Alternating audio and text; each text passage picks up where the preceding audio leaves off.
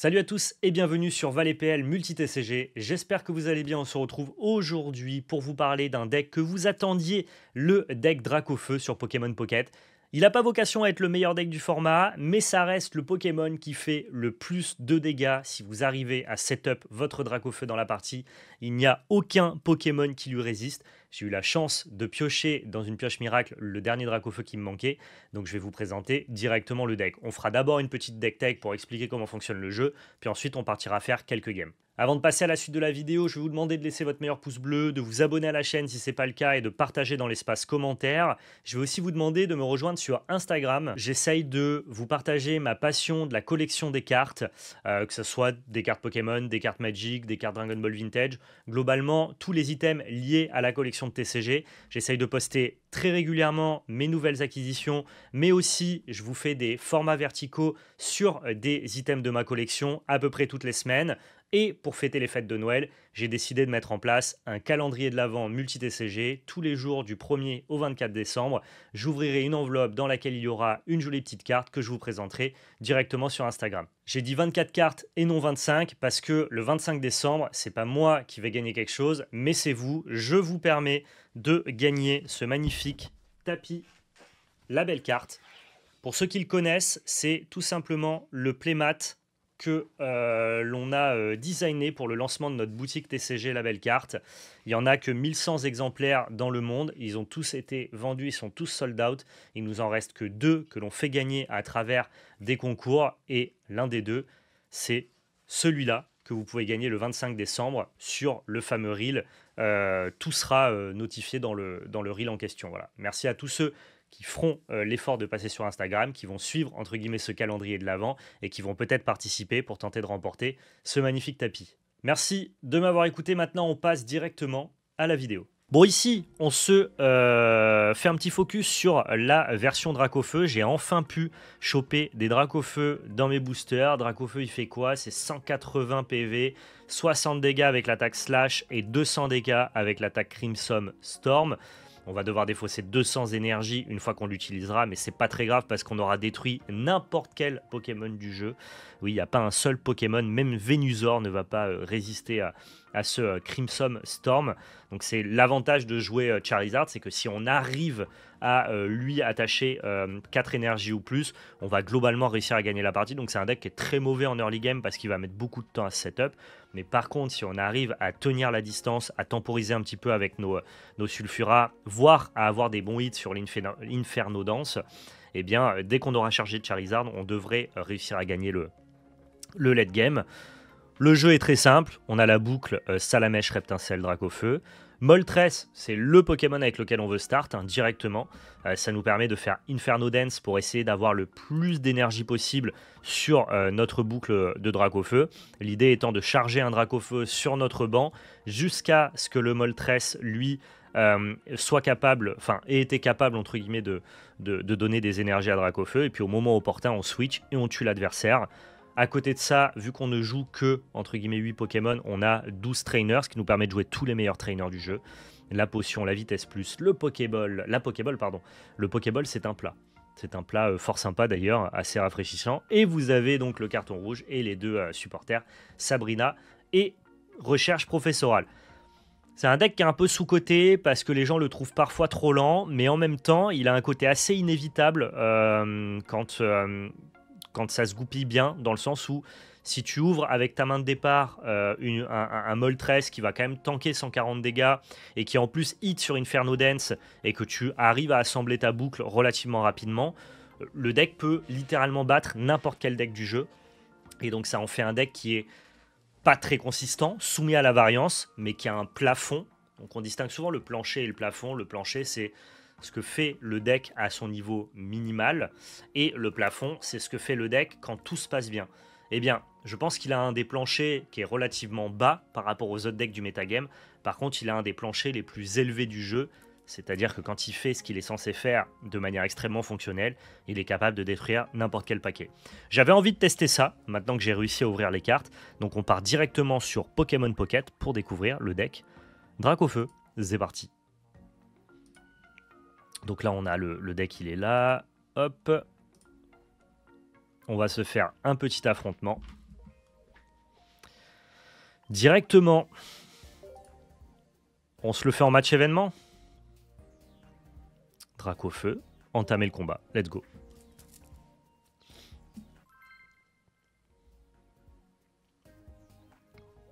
On affronte Kiris qui est niveau 10. Nous on est niveau 22, donc on a un peu plus d'expérience sur le jeu, mais ça ne veut rien dire, attention. Vraiment mon Némésis le deck Drac au feu. Bah, des fois ça fait rien parce que c'est trop mou, et des fois ouais c'est extrêmement explosif. Hein. Ah, on a une super main là. On a une super main, on va pouvoir commencer directement avec un Sulfura tout en chargeant un Salamèche, quel plaisir. Commencer, ouais. Ok, Magikarp. Magikarp, c'est un plan de jeu que je connais pas. Je sais pas trop sur quoi mon adversaire part. Ouais, bah là, on a tout. Quand t'as tout, le deck est trop bien.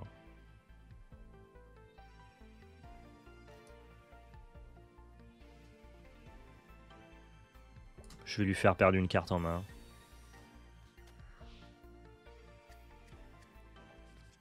Dès lors que tu peux gratter une carte, c'est fonctionnel. Hein. Et là, on va éviter de piocher un Salamèche ou un Sulfura de plus. Parfait. On a tout ce dont on a besoin actuellement pour que cette game se passe très très bien. Si c'est pas top 1, c'est à cause des faiblesses face à Staros et à Pikachu. Alors, non. Je pense que le deck est pas top 1, plus de par le fait qu'il soit pas très régulier, pas très consistant. C'est-à-dire que Pikachu va globalement toujours faire la même chose et Staros aussi. Là où vraiment ce Drac au feu, quand tu trouves pas ta boucle, quand tu commences pas avec Sulfura, le deck est pas très stable. Je pense que c'est ça son principal problème.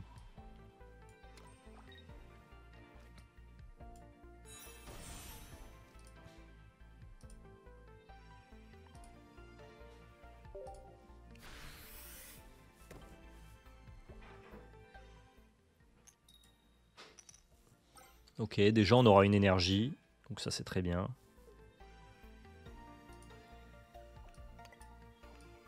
On met tout sur Reptincelle hein, parce qu'on veut arriver directement à 3 énergies pour pouvoir commencer à attaquer avec Drac au feu. Donc c'est possible que entre guillemets les faiblesses à la fois de Staros et de Pikachu n'aident pas le deck, ce qui est très vrai hein, parce que Drac au feu est en faiblesse face à l'eau et Sulfura en faiblesse face à l'électricité. Mais je crois que si le deck était extrêmement stable, globalement on s'en foutrait un peu. T'es trop dépendant des coups de pièce avec Drac au feu. Pas tellement, je crois que t'es dépendant de trouver ta boucle plus que de tes coups de pièce. Parce que globalement, Sulfura, on va estimer qu'en moyenne, tu vas faire 1,5 énergie par coup de danse infernale. Et ça suffit amplement à charger ton Drac au feu, d'après moi.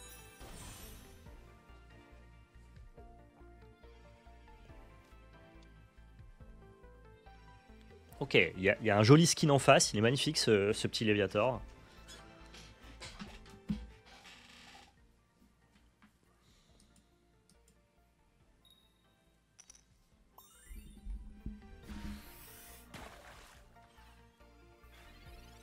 C'est pas mal. On a eu la chance de trouver une vitesse plus ici, c'est plutôt une bonne chose.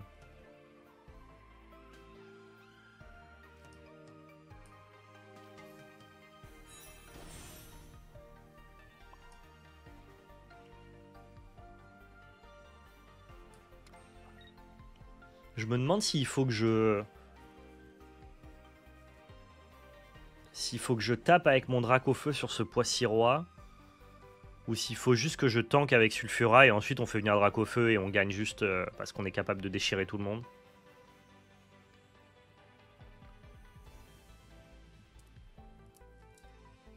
Je peux aussi switcher sur un autre Sulfura, mais du coup je vais pas charger Drac au feu, c'est pas ouf.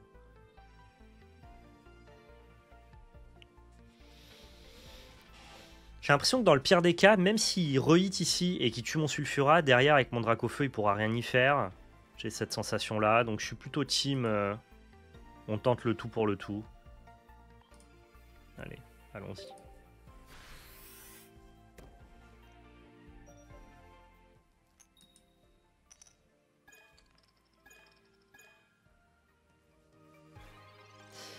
Ouais, ça c'est un peu moche. La version avec Arcana a gagné en popularité, c'est même un solide deck du méta. Bah, c'est un peu moins fort, mais c'est plus stable. Je suis d'accord. En fait, ce que tu vas perdre en termes d'effet plafond, tu vas le gagner un peu en plancher, ouais.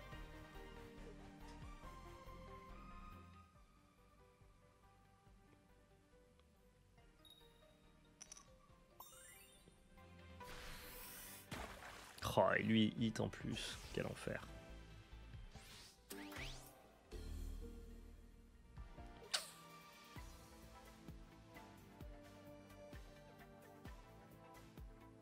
Faut que je fasse venir ça là.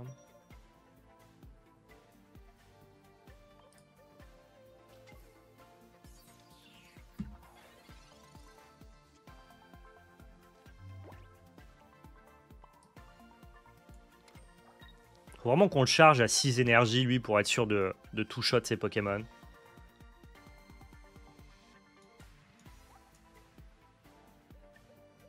Il est nul, ce Léviathan. Je sais pas pourquoi il le joue. Par contre, Poissy-Roi est pas mauvais, franchement. Poissy-Roi est pas mauvais. Ouais, ça sert à rien d'utiliser une Morgane ici. Ça n'a pas d'intérêt. Allez.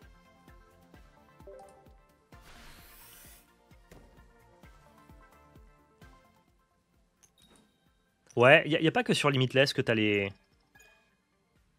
C'est une blague. What the fuck. C'est un enfer quand le jeu fait ça. C'est la première fois que je joue Dracofeu, hein, donc là c'est un peu dur, quoi. Donc ouais, il n'y a pas que sur Limitless où tu as les listes de tournois, mais effectivement c'est très cool de voir un petit peu ce qui est joué dans le metagame, ouais, bien sûr.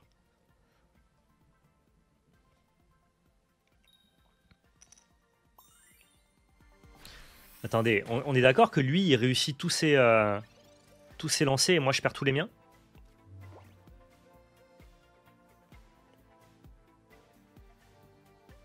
Je vais juste perdre, je crois, malheureusement. J'ai même pas une potion pour essayer de gagner un tour. Je suis trop salé, quoi.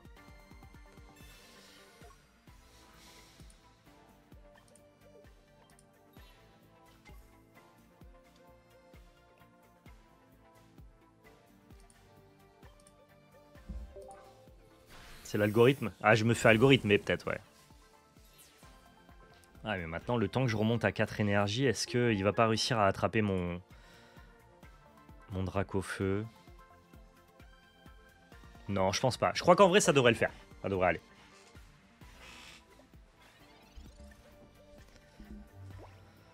Il va pouvoir me mettre 30, puis 120, ça fait 150. Non, normalement, ça va. On devrait s'en sortir. C'est pas évident, mais on devrait.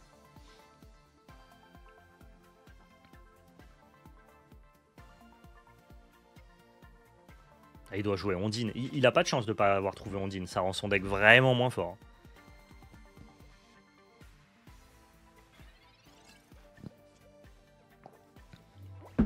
Donc là, si je calcule bien,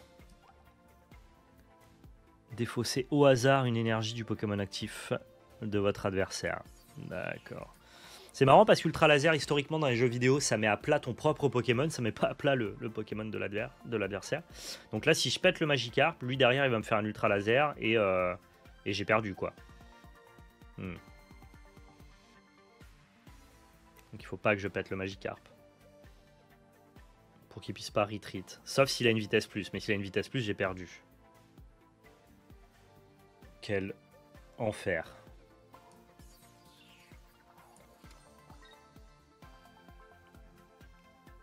Non, j'ai pas perdu. Si. Si, j'ai perdu, parce qu'il va me défausser une énergie. Ok, il faut qu'il ait pas de vitesse plus. C'est fou comme perdre 6 pièces sur Sulfura, ça détruit le deck. Hein. Et en même temps, on est un peu en dessous des stats. Donc, comme on dit à Magic, shit happen. Hein.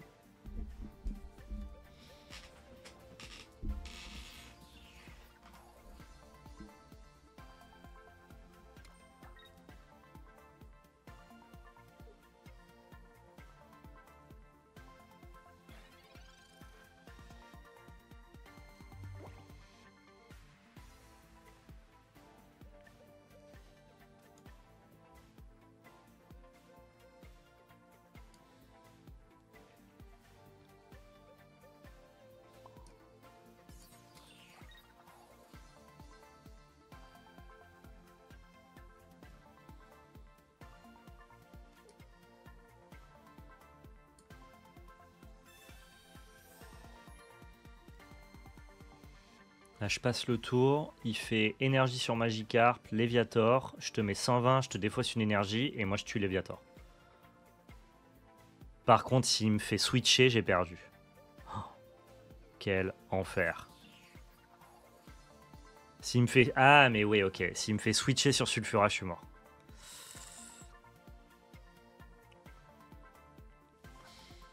Ça, c'est mal goupillé, cette histoire.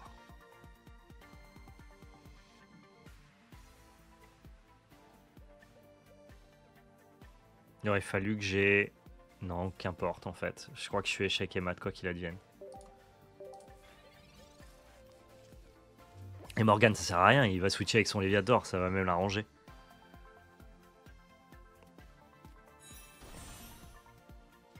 Allez, pas de switch. Pas de switch, juste Léviator qui tabasse mon Dracofeu. Et ça m'ira très bien. Ça m'arrive d'affronter les viewers, ouais, Vincent Velia, tout à fait. Yes, il me défausse une énergie et on a gagné. Ça a été compliqué cette histoire.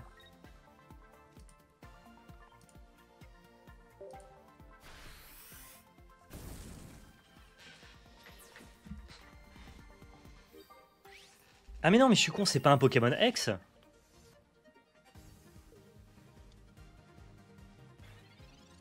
Putain, je suis con, j'aurais pu perdre. Il fallait que je le soigne. C'est vrai que c'est un skin, c'est pas un Pokémon X. C'est marrant ça. J'ai pas du tout gagné encore. Hein. Il va me mettre 40 et ça fait quoi? Et maintenant endormi.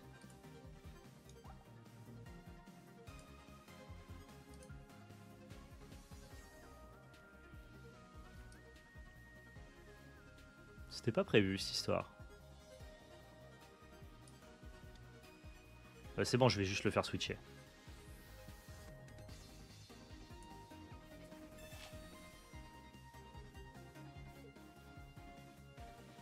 Oui, il me met 60, mais moi j'avais potion, donc dans tous les cas je survivais. C'est juste que j'ai pas envie qu'il m'endorme, j'ai envie de finir la game maintenant.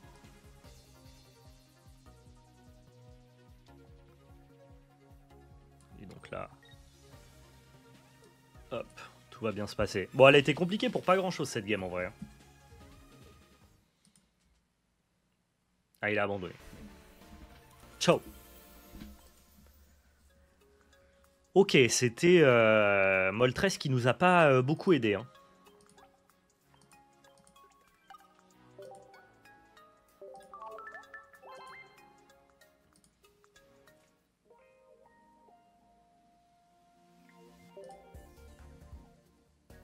Ouais, j'ai loupé 6 pièces sur 9. 7 pièces sur 9, pardon. J'ai fait 2 sur 9 en termes de pièces. Ça m'a vraiment détruit, quoi.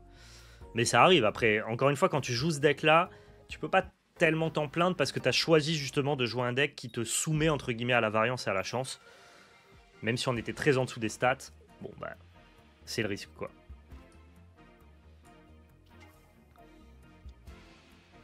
Là, si on n'a pas vite Reptincelle et Dracofeu, ça peut mal se passer. C'est le genre de scénario dont je vous parle.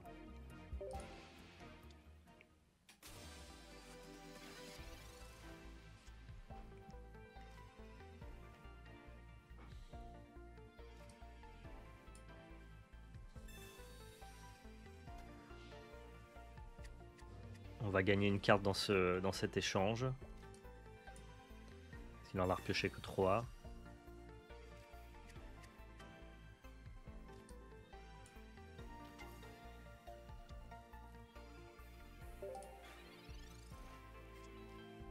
C'est pour ça que Mewtwo et Pikachu sont plus stables. Tout à fait, ouais. Mais c'est pour ça que lui, inversement, il est plus fort en late game, quoi. J'imagine que c'est Mewtwo si on se prend un Lipoutou.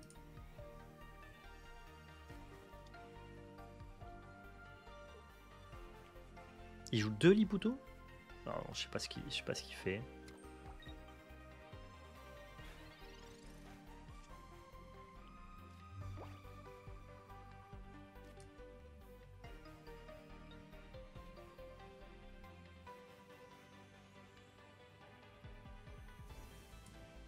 Il y a un truc qui est un chouïa relou, c'est que 70 et 70 ça fait 140 et Mewtwo est à 150, donc je peux pas commencer à charger un Sulfura Parce que dans tous les cas, je mettrai trop longtemps à tuer un Mewtwo, donc je suis obligé de théoriser sur le fait que je vais finir par trouver un Dracofeu, je pense.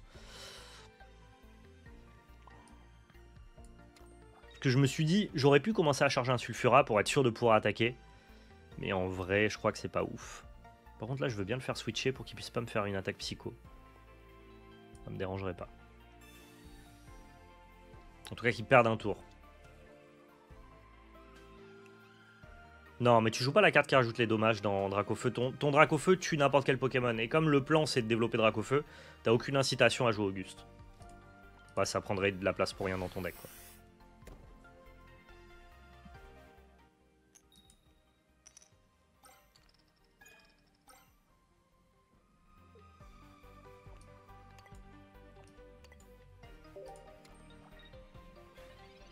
Maintenant, il va falloir tanker avec Sulfura le temps de trouver Dracofeu. Et c'est là où ça peut être difficile, parce que si les Dracofeu ils sont au fond du deck, ça peut très mal se passer, quoi.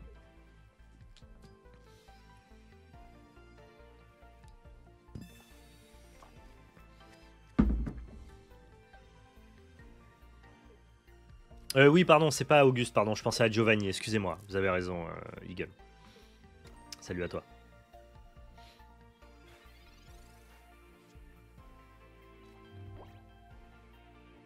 Bon, ça c'est vraiment juste pour pas piocher, quoi.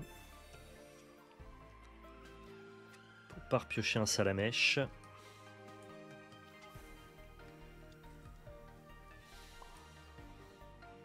Je crois que le plan c'est quand même de monter à Sulfura, hein. Histoire de pouvoir faire une explosion de chaleur à un moment. Et une danse. Moi, il y a des tuteurs dans Pokémon, bien sûr. Notamment la Pokéball qu'on vient de jouer, Void Quantum. Très important d'ailleurs dans Pokémon de pouvoir aller chercher tes cartes dans ton deck. On a encore fait une triple pièce fail, ce qui est catastrophique.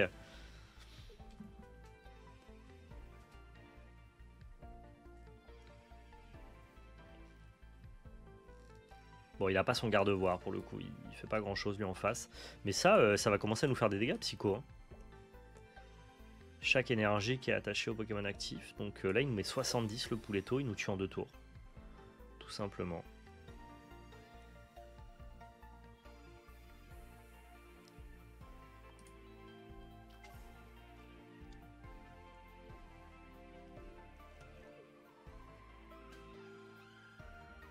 Ouais, bah pareil, Coria, moi j'ai mon petit frère qui a jamais joué à un TCG de sa vie et qui joue à Pokémon Pocket, il savait même pas que je faisais du contenu dessus. Ah bah c'est sûr que le jeu a un succès fou, hein. C'est clair.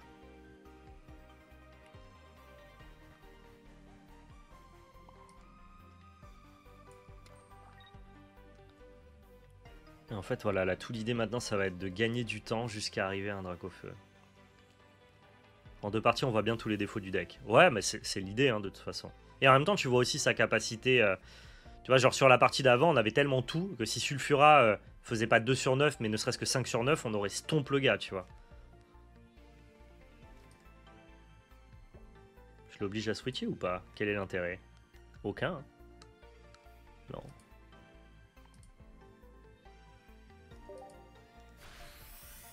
L'avantage c'est qu'il va pas pouvoir me tuer en 2 tours grâce à la potion. Ok, ça c'est pas mal.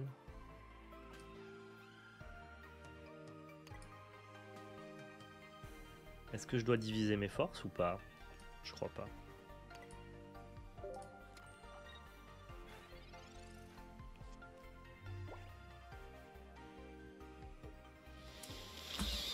Ok, alors on est en train de se setup, c'est pas si mal. J'ai l'impression que la game se goupille pas trop mal là.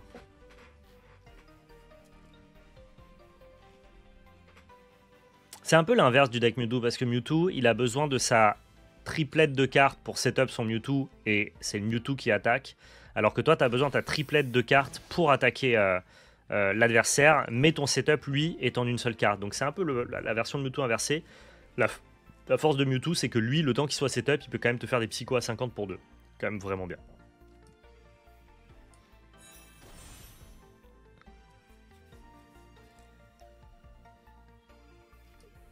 Alors, on va continuer à gagner du temps, hein, tant qu'on n'a pas un Drac sous la main.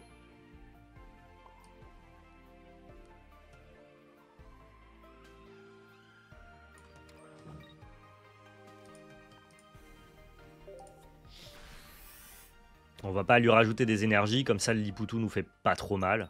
Ouais, compris le concept, hein, le principe, j'imagine.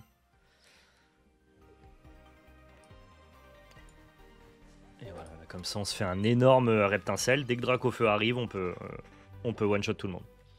En fait, dès que tu as 6 énergies, ton Dracofeu peut attaquer 2 tours d'affilée à 200. Et il y a personne qui survit à ça. Hein. Et comme personne ne le one-shot en face, vu qu'il a 180 PV, normalement tout se passe bien. Vous avez toute la théorie ici. Ok.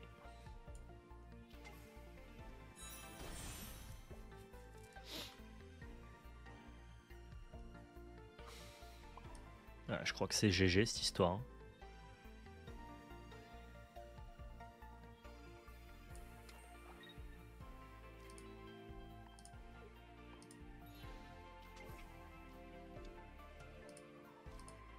En fait, on a eu le temps de temporiser jusqu'au moment où Dracofeu arrive. Et une fois qu'il est là, bon bah, je perds 2 énergies, mais du coup j'en ai encore 3. Tour d'après, je mets la 4ème et c'est gagné. Il n'y a aucun Pokémon qui peut tuer mon Dracofeu. Et moi, je tue n'importe quel Pokémon du jeu. À ce moment-là, c'est là où la game est pliée. Mais ça vient du fait que lui n'a pas réussi à trouver Gardevoir à temps, quoi.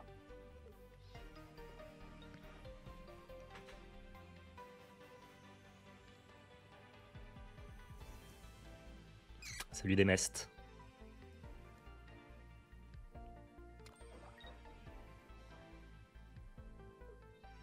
Et là, il va me mettre quand même pas mal de dégâts. Ça répond bien à Dracofeu, cette histoire.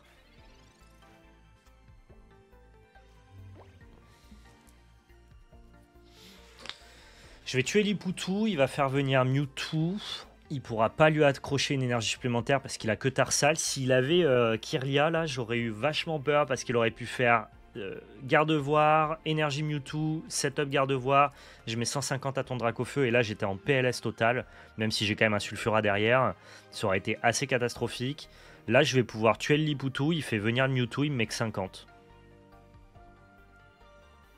Ce qui me paraît, ma foi, plutôt ok.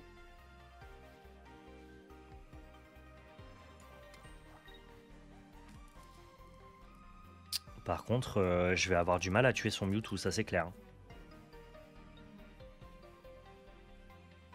Je vais lui mettre 60. Ouais. C'est pas gagné encore cette histoire. Hein. Parce que là je perds 2 énergies. Là s'il fait venir Mewtwo, il va quand même pouvoir tanker pas mal d'attaques de Dracofeu. Et lui dans 2 tours va pouvoir entre guillemets utiliser sa grosse attaque, péter mon Dracofeu. Il faudra que je sois capable de finir avec Sulfura. Ça devrait le faire en vrai. Il y a aussi des decks bicolore White Light. Il y a aussi des decks bicolore. Bicolore, tu peux splasher Smogogo notamment dans plein de decks pour temporiser un peu. Et donc tu peux splasher des Pokémon d'une autre couleur sans forcément devoir jouer les énergies. Il y a plein de decks Smogogo qui jouent pas d'énergie sombre par exemple. C'est un peu, ça dépend de comment tu vois le deck building, ouais.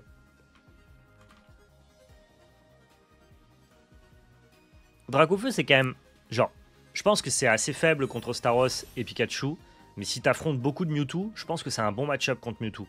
De par le fait que les deux decks doivent se setup et qu'il y a un Pokémon qui bat naturellement l'autre, quoi. Il y a un peu ce truc de... ça fonctionne quand même relativement bien.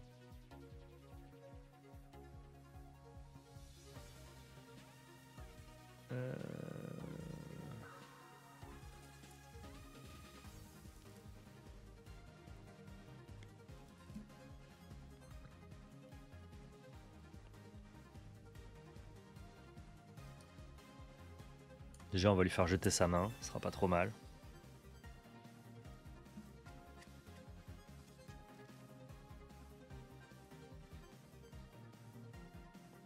On va le faire switch. Espérer du coup qu'il puisse pas faire son attaque avec Mewtwo. S'il a pas Gardevoir par exemple, ça peut fonctionner.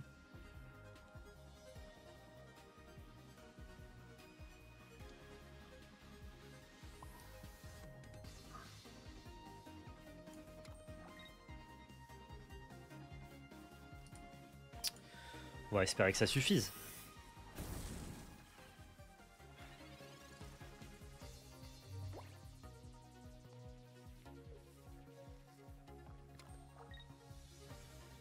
Il peut switcher, évoluer avec Gardevoir sur Kirlia, mais je lui ai laissé que 3 cartes pour le faire. Ouais. Ah, de toute façon, ouais. Peut-être que j'aurais pas dû faire ça, je pense que j'ai mal joué. Vous voyez, Pokémon, les gens se plaignent souvent de la pièce et compagnie, mais en fait tu perds quand tu joues mal. Hein. Je pense que là il fallait que j'attaque Mewtwo pour le tuer en 2 tours et laisser le Mewtwo me fracasser mon Dracofeu. Je pense que c'était plutôt relativement mal joué en fait ici. Parce que là maintenant je me retrouve à la merci d'un Mewtwo qui est setup avec un Gardevoir et je peux plus rien y faire. Alors que si je lui avais mis 60, il était à 90. Je crois que j'aurais quand même perdu. Je crois que j'aurais quand même perdu. Ouais.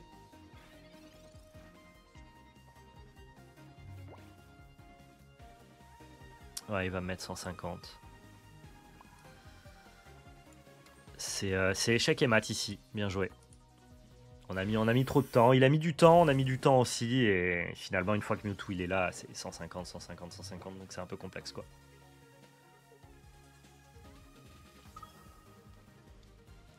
Oh, il est beau son Mewtwo là. Ah ouais. Il a de la gueule. Hein.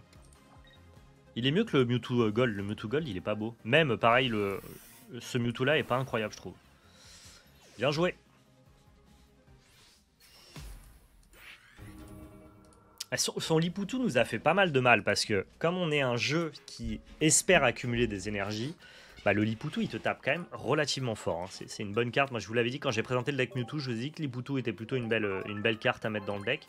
Là il a vraiment brillé son Liputu. Il a pu commencer à grignoter, entamer nos Pokémon. Allez, on en remet une petite.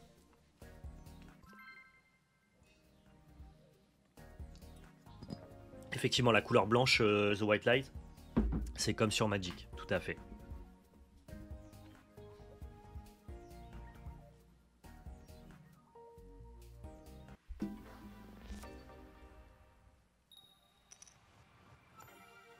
Et on va malheureusement devoir commencer encore cette game.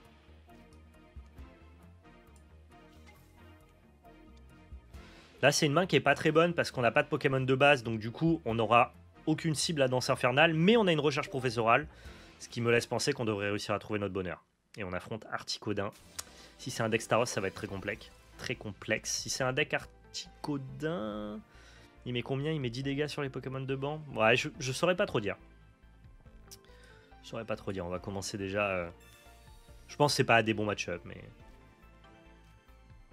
Allez, me trouve pas un Moltres, je t'en supplie. Trouve-moi un Salamèche. Let's go. Ça, c'est plutôt cool. On se met un petit carton rouge ici. Allez, let's go.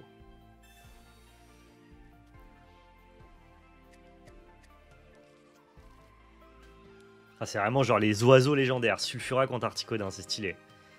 C'est plutôt très stylé. Et c'est marrant qu'ils aient pas la. Enfin, que du coup Articodin n'ait pas la faiblesse, ne soit pas la faiblesse élémentaire de Sulfura, c'est plutôt bien pensé, je trouve. C'est-à-dire qu'il n'y en a pas un qui bat l'autre spécifiquement. Par contre, s'ils ont tous les deux la même faiblesse, c'est le poteau Elector, quoi. Ça a l'air d'être un deck Articodin 18 dresseurs. Ah, et il y a Ondine, putain. Je lui ai fait un carton rouge, il a pioché 3 cartes. Sur les 3 cartes, il y avait Ondine et Articodin. C'est la vie. Hein. Non, je passe par LD Player.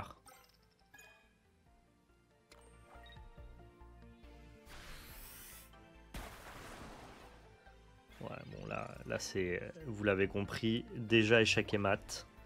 Parce que maintenant on se prend Blizzard à tous les tours.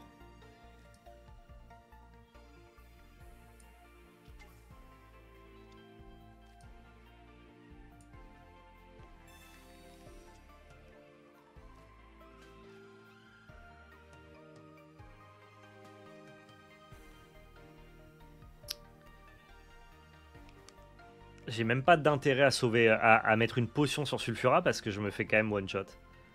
C'est grandiose. Si encore j'avais Reptincelle ce tour-ci et que je pouvais pré-shot un Dracofeu en chattant son Danse Infernale, j'étais encore vivant. Mais là je suis juste totalement échec et mat. D'après moi.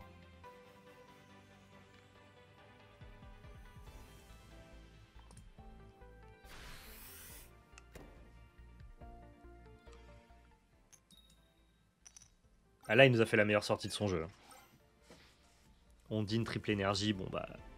GG Wellplay quoi. Bon, on va setup celui-là, il est plus joli.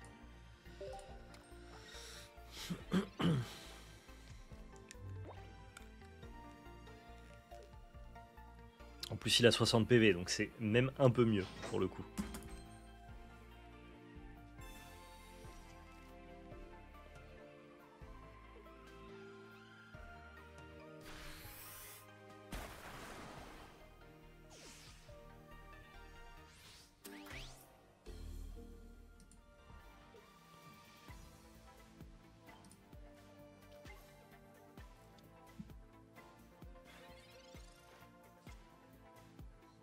Ouais. Comment on fait pour concéder? J'ai forcément perdu, même si je trouve Reptincelle, il me met 80 plus 20, donc 100. Et Reptincelle est à 90, donc c'est la fin des haricots. Abandonné, bien joué. Alors ça s'est mal passé, il a vraiment fait la sortie qu'on déteste quand on affronte Ondine. Hein. Il m'avantage 90% des fois où je me le prends. Ouais, ça c'est un biais. Je veux dire, dès lors que tu remélanges ta main et que tu repioches des cartes, c'est pas censé t'avantager. Dès lors en fait que tu as 4 cartes en main et que tu repioches que 3, tu as perdu une carte en avantage. Donc le carton, si tu l'utilises quand ton oppo il a plus de 3 cartes en main, dès qu'il a 4 cartes, ça peut pas t'avantager. Ça a autant de chances de t'avantager que de désavantager. Tu as autant de chances de repiocher de la merde que de repiocher des bonnes cartes. Donc ça pour le coup c'est pas un argument parce que statistiquement ça se vaut pas, mathématiquement ça se vaut pas. Par contre si effectivement il y a des gens qui te font des cartons rouges quand tu as une main de 2 cartes pour t'en donner une de plus, là c'est un peu nul. Disons que carton rouge faut le lire comme défausser une ou 2 cartes dans la main de l'adversaire. Faut plutôt le voir comme ça.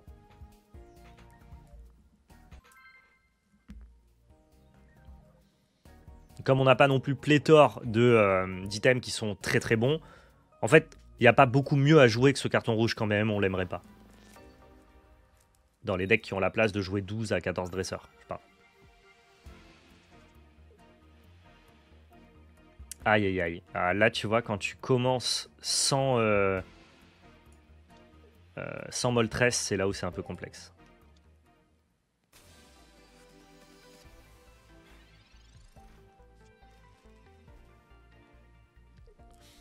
Même pas, parce que je crois que carton rouge, ça remélange les cartes, Vincent, donc même pas. Hein.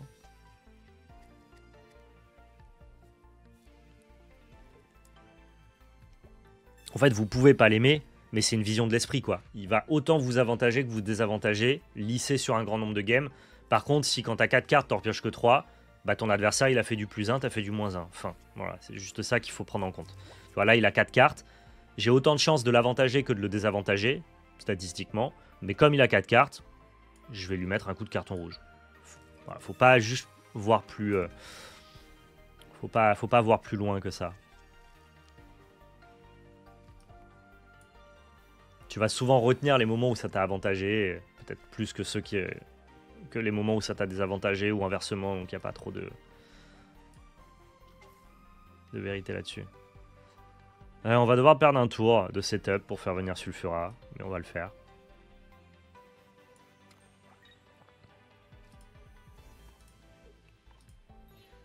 Je préfère jouer vitesse plus dans le deck, mais on a vitesse plus aussi, Thibobus. On a aussi vitesse plus, rassure-toi.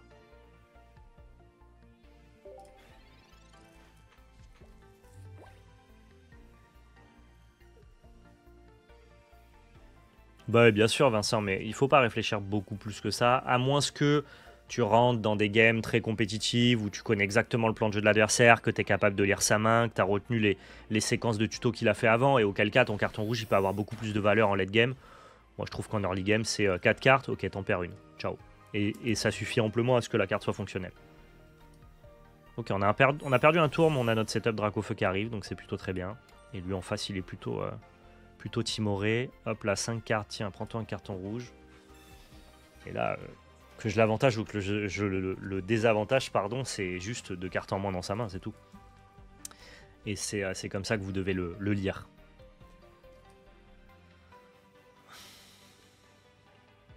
Non, je vais garder. Je pense que Morgane, là, ça a peu ou pas d'impact.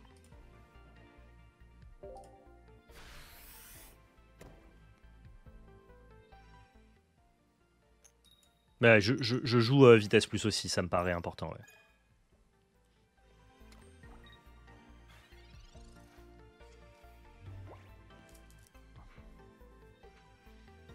Tour d'après, je peux one-shot son carapuce avec un drac, vu que j'ai une vitesse plus. Ça peut être intéressant, s'il reste sur son carapuce là. À mon avis, il va plutôt charger celui qui est derrière pour arriver rapidement à un Tortank. Un peu chiant. Un peu chiant. Ouais, très relou. Très relou.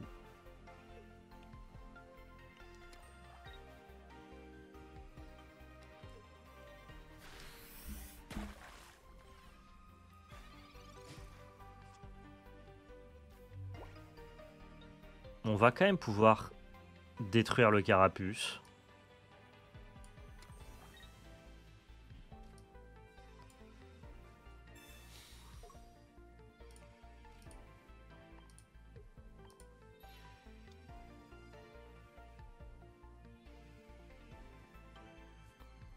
Tant qu'il n'est pas passé en carabaf, on va en profiter, je pense.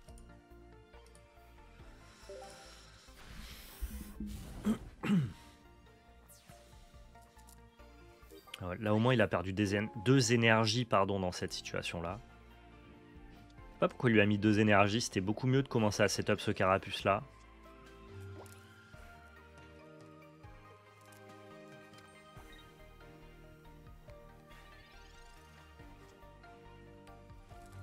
Ok.